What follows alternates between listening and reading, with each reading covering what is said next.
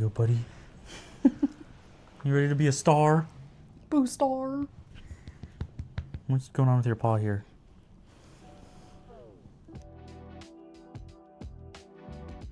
Welcome back to Fireside Library. My name is Justin. I'm Adele. And this is our dog Buster. And today we're going to talk about our Mid-Year Freakout Tag, the best books we've read so far this year, the most disappointing, what we're looking forward to. So yeah, let's get into it. All right. First question is, what is the best book you've read this year? Without a doubt, my favorite book so far this year is The Last Argument of Kings by Joe Abercrombie. Final book in the First Law trilogy. I wasn't expecting much when I went into this. I didn't know anything about his writing style. It was my first step into like a grimdark fantasy, but this book had everything I wanted and more. The whole trilogy did, honestly. It was some of the most interesting characters I've read.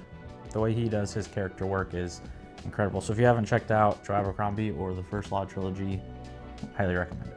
The best book I've read so far this year is definitely Dungeon Crawler Carl.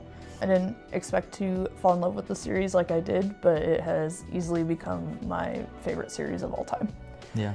Yeah. I'm on book 6, and there's 7 out right now, and then another one's coming, so I haven't fully finished it, but I already know as soon as I get done with book 7, I'm just gonna start it over again, because it feels like a comfort series to me now. I've been listening to it on Audible, and I definitely recommend the audiobook. The narrator, the production of it is just 10 out of 10. Yeah. So. You like it more than Harry Potter? No, Harry Potter's like its own island. Nothing will ever beat Harry Potter, and then everything else, Dungeon Crawler Carl, for sure. Makes sense. Next question is the best sequel that you've read this year. The best sequel, I almost put The Last Argument of Kings again, but I didn't want to be a cop-out. I chose a different book. For me, the best sequel I read this year is The Hero of Ages by Brandon Sanderson, the final book in the original Mistborn trilogy. It just put a bow tie on the series so perfectly. This is one of my favorite magic systems in all of fantasy so far, with the Allomancy. I love the first book that kind of set it up and introduced you to the characters in the world. Second book I wasn't a huge fan of. Yeah, you struggled with that one. I struggled. It just felt like, it was a setup book, so I was kind of bored throughout it. But man, I'm glad I stuck with it because this one absolutely knocked it out of the park for me. So yeah, best sequel this year so far.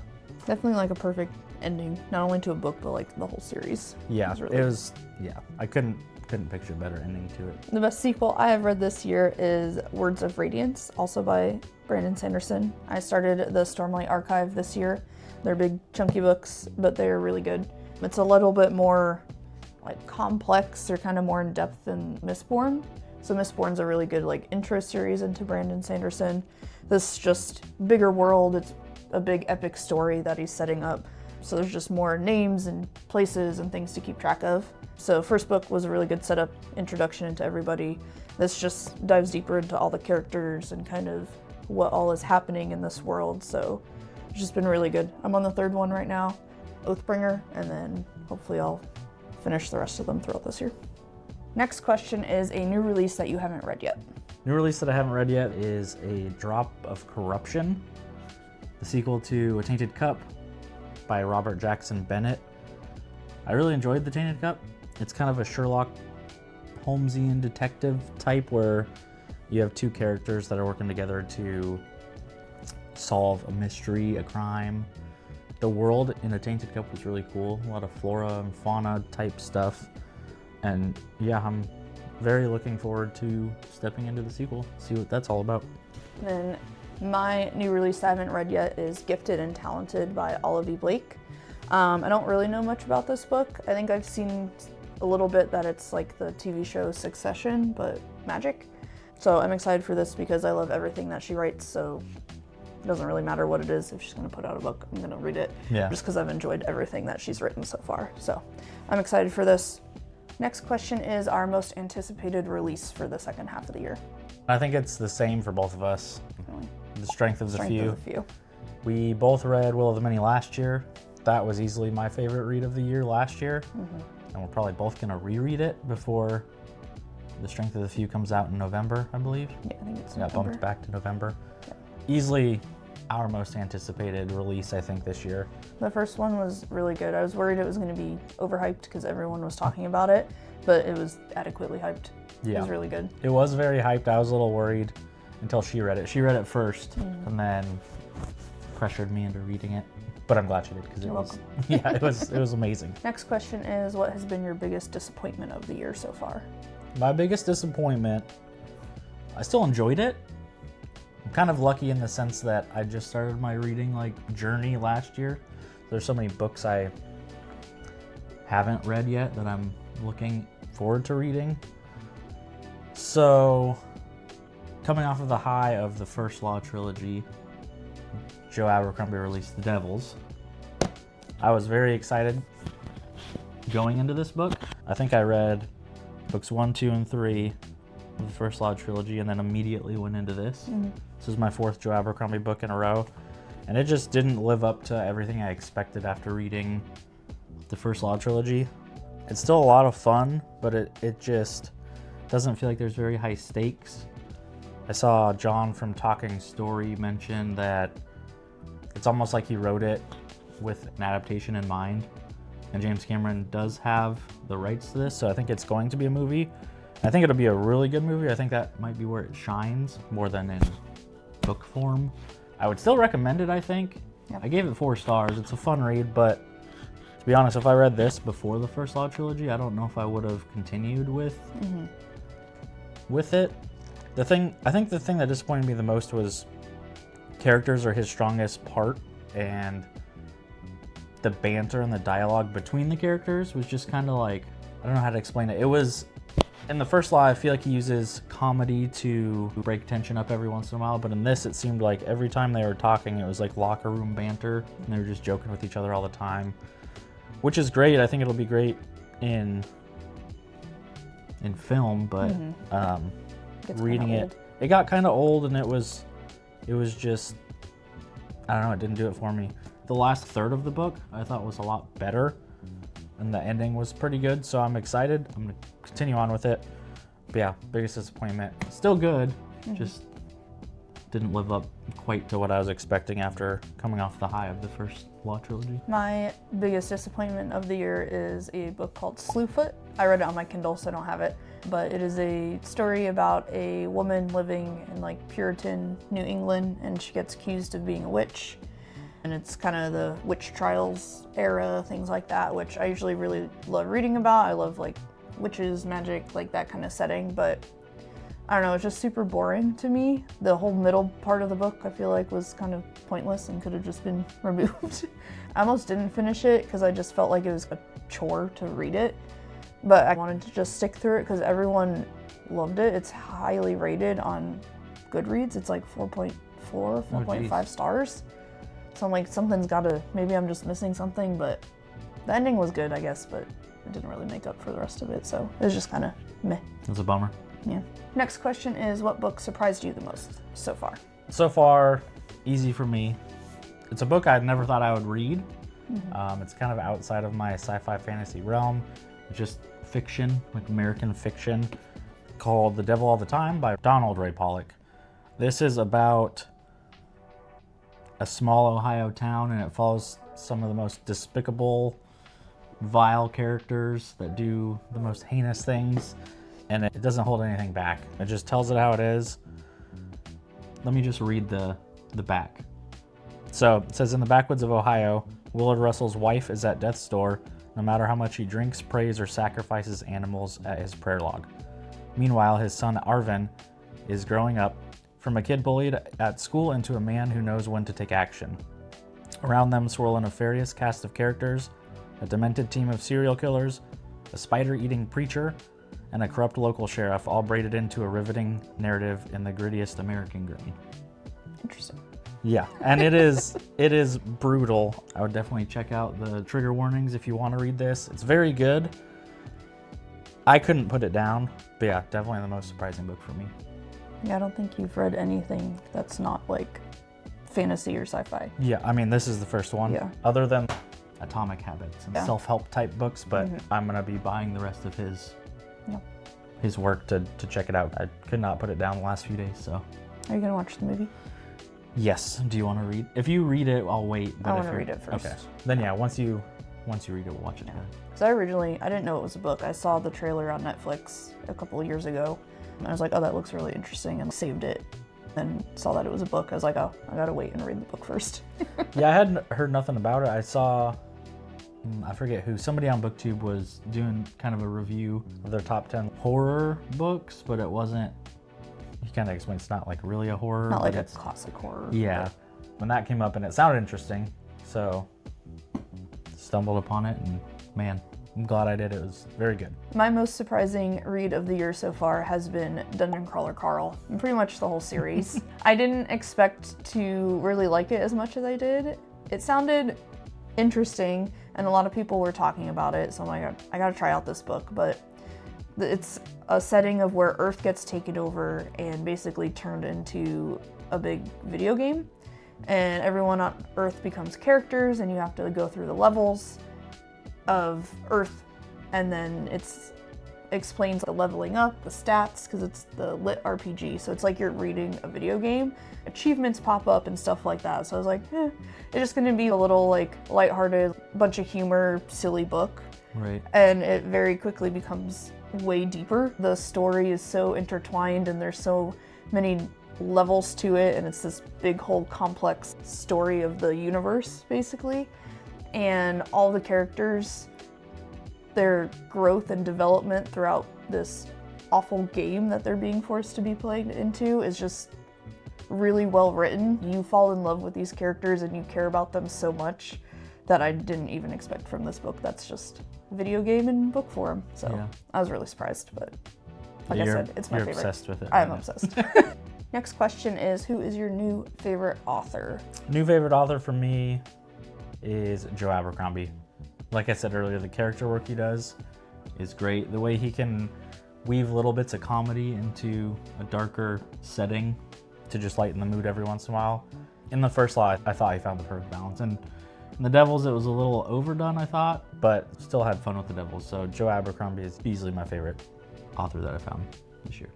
My favorite author that I have found this year, to no one's surprise, is Matt Denneman, Dungeon Crawler Carl author. Like I said, he's really good at layering all of the humor and silliness of being in a video game, but then also all the depth of everything else. These characters in the middle of fighting monsters are also having these deep conversations about grief and moral decisions, and just the way he intertwines everything, it's always keeping you entertained. It can make you cry. I've teared up a little bit reading it. It just keeps you entertained the whole time, but with levels of depth to it at the same time. Next question is, who's your new favorite character? So I was gonna go with Vin from the Mistborn trilogy, but the more I thought about it, the more she kind of annoyed me. She's still that like young hero who makes a lot of dumb mistakes that kind of annoy you while you're reading it. So I think I'm gonna go with Glokta from the First Law trilogy. Glokta is a once tortured, now torturer who always has pains in his leg, and he's a great character. He's kind of a nefarious guy. He's smart. He always thinks of his own little plans. He's funny. He's great. My new favorite character is Princess Donut from Dungeon Crawler Carl. I promise I will talk about other books besides this series. It's just been consuming my life the last 2 months. Princess Donut is a cat that gets put into the game. She enters in as a regular cat, and then she's able to turn into an actual character, so she starts talking. And not only do I just love cats, but you see like the growth of her. When she first gets in, she's almost like a child. Like she just does things without thinking about the consequences, makes silly decisions, and just kind of is like, I'm doing my own thing. And then slowly throughout the series, you see her grow, and she starts to mature with her decisions, and she starts to collaborate with people, figure out what to do. She still has her moments. She still acts like a cat. She always talks about hating Cocker Spaniels and things like that, but then she's also having those deep conversations with Carl, so it's just really fun to watch her progression, and I just instantly became super attached to her, so she's definitely my favorite character. Next question, what is a book that made you cry? Not a lot of books do that. This year, or I guess the end of last year, my mom, I lost her to pancreatic cancer. It was pretty quick. I think she got diagnosed in July and passed away in December. So in dealing with that, I had a lot of personal stuff going on, and this book was recommended to me.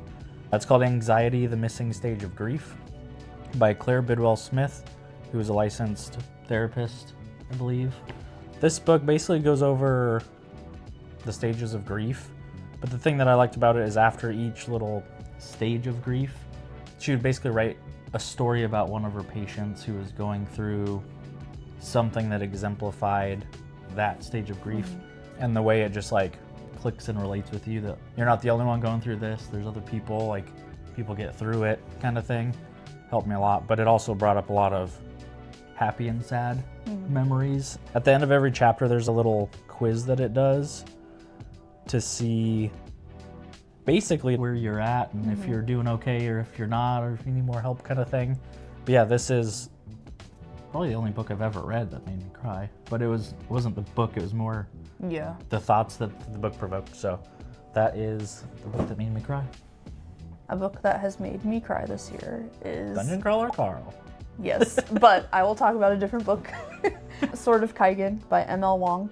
I was excited to read this. Everyone talks about it, how it's such a beautifully written story, and I would agree. It's about this family that lives in Kaigen, and it deals with a mother and her child and the mom's past, and her dealing with some challenges or some things that she hasn't resolved, and kind of involves her son a little bit. So watching her grow and learn from her past mistakes, and then how she exemplifies that and helps with her children as well, without giving too much away. But just the way it was written was really beautiful, and it made me tear up a little bit. Yeah.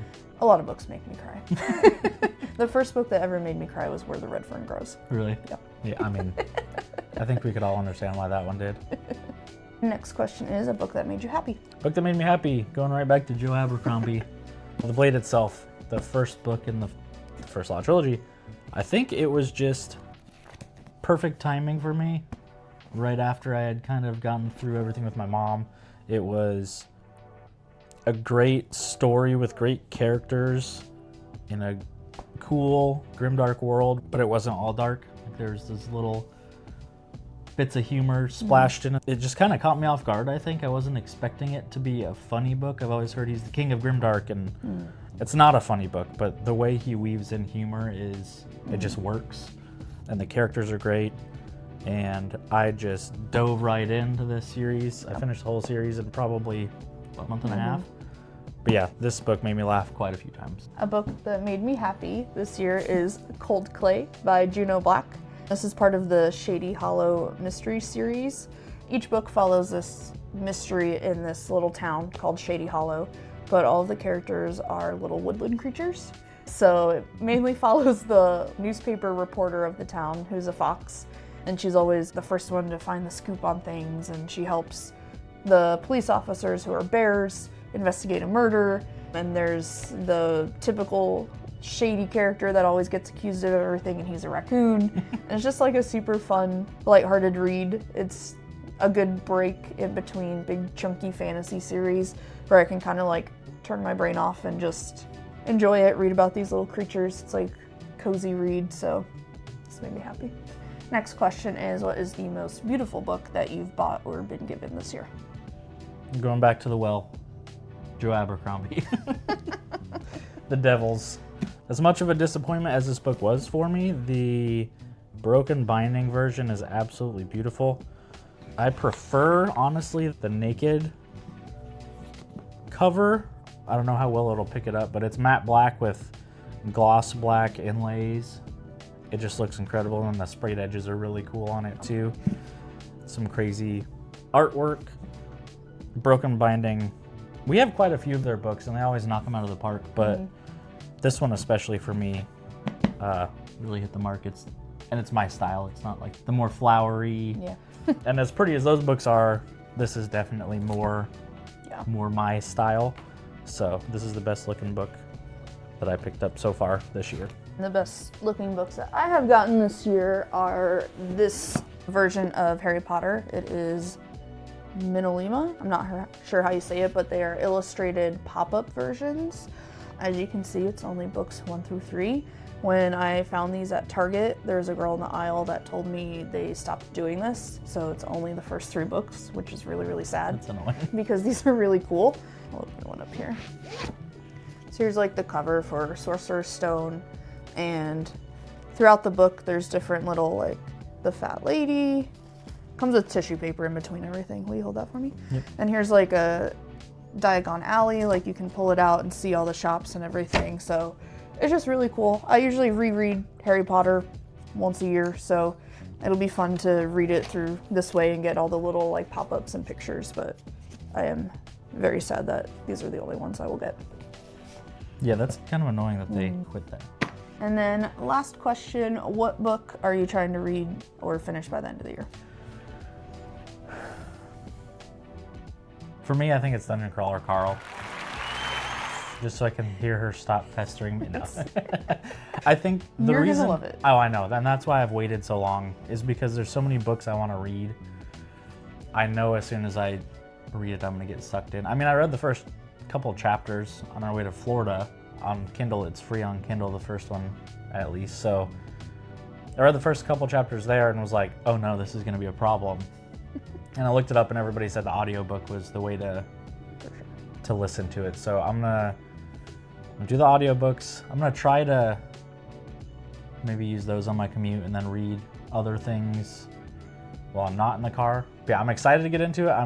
I know it's gonna consume my life. I'm a big D&D fan. It's basically D&D in book form and everybody raves about it. So that I think is what I'm most excited, I guess, to get into. Good. A book I really want to start, or I guess a series I want to start by the end of the year, is Assassin's Apprentice by Robin Hobb. I want to finish Stormlight, what's out of Stormlight Archive, before I get into another series. I almost pulled this up before I started reading Oathbringer. I'm like, nope, I don't want to get into all these different series right now. So I want to finish Stormlight, and then I'll definitely get into this. Everyone raves about Robin Hobb's writing, and I'm just seeing everyone talk about these books. I really want to get into it, get into like another big world of things. She has this one. She has like 4 little mini Four series. different series, but they're all like in the same in the realm of world, the kind of like the Cosmere, I kind guess. of, yeah. So yeah, I'm just super excited to get into this by the end of the year. All right, I think that's it. So thank you very much for watching. As you can see, we got a couch Yes, in this we're not video. on the floor. Eventually our bookshelves will be in the background. They're kind of under construction. We're finishing a few things up in this room. We still have to do some trim. We have to put the door back on. And once it's all up and ready, we will give a tour of the room, kind of show what we've done with it. But the bookshelves aren't super full. We've kind of future-proofed it to where, I mean, we have, I think, like 250 books, something like that. Yeah. And there's still, what, 5, 6, 10 empty shelves. We basically did a Billy bookshelf hack and made it look built into the wall. So we have 3 of the bigger ones and 2 of the smaller ones. So we definitely have room for more books. Which is exciting. Very exciting.